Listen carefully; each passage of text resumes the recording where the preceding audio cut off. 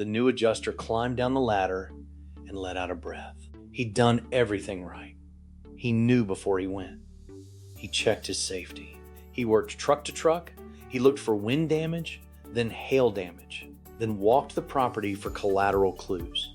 He closed his ladder, took a drink of water, and drove to the next claim feeling like a professional. That night, he opened the file. And the story he thought he'd told wasn't there. The roof photos weren't in order. Close-ups of shingles floated with no wide shots showing where they came from. Hail marks appeared, but the test square wasn't clearly documented. His notes were vague. His diagram didn't match his photo sequence. Collateral photos sat unlabeled. Nobody could tell which elevation they belonged to. He'd done the inspection, but the file didn't tell the story. This is part 7 of our 7-part series, Wind and Hail Roof Damage for New Adjusters. We've covered knowing before you go, roof safety, the truck-to-truck workflow, wind damage, hail damage, and collateral clues. Now we bring it all together. Building the file that survives after you leave the property.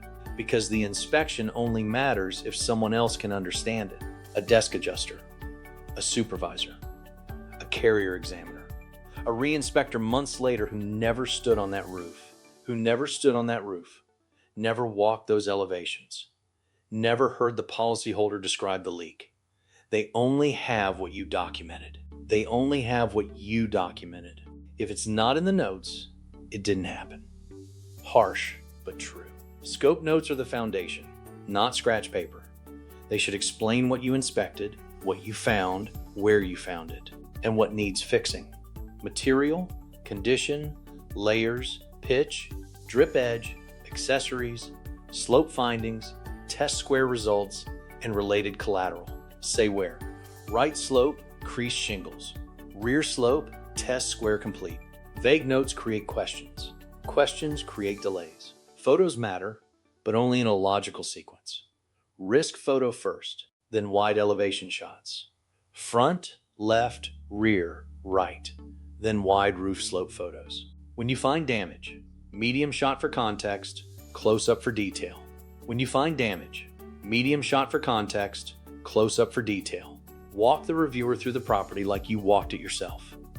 Wide, medium, close up, location, component, damage. Not structure for its own sake. Structure so the file makes sense. The roof diagram doesn't need to be art. It needs to be readable. Layout, slope direction, measurements, test square locations. When your photos say right slope, your notes say right slope, and your diagram shows it clearly, the file starts working together instead of feeling like 3 strangers who met in an elevator. That diagram connects the field to the estimate. Ridge cap in the estimate should trace back to the ridge in the diagram. A slope square footage should trace back to your measurements. Gutters, screens, downspouts in the estimate should trace back to collateral photos and notes.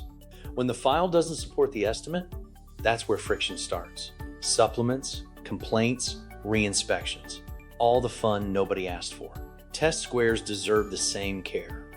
Marked with chalk, labeled by slope, placed on the diagram, photographed as an overview, backed by a close-up of the most severe hit. Damaged shingles counted, not tabs. One circled mark tells the reviewer nothing. A full sequence lets them follow your thinking, not a pile of random close-ups at the end. A dented gutter, a marked vent, a torn screen.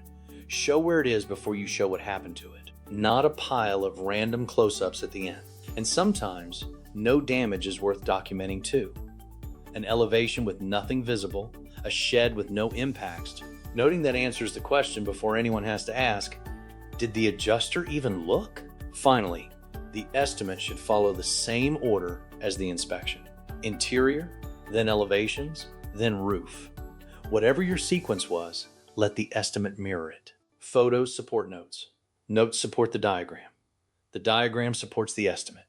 The estimate supports the file. That night, imagine the adjuster opens a different file.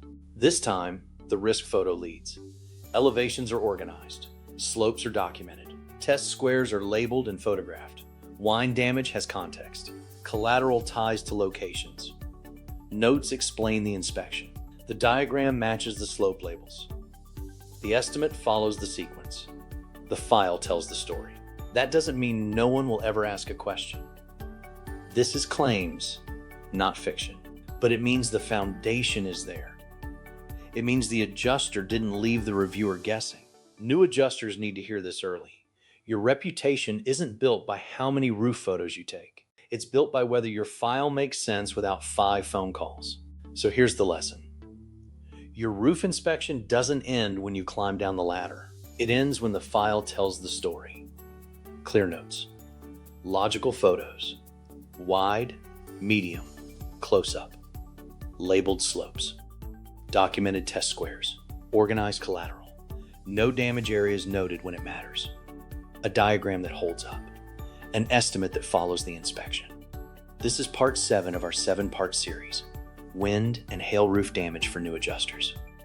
From knowing before you go, to staying safe, to inspecting truck to truck, to wind, hail, collateral damage, and the final file, the lesson never changed. Learn the roof, inspect the system, document the evidence. Now get to work. Stay safe out there, and we'll see you on the next claim.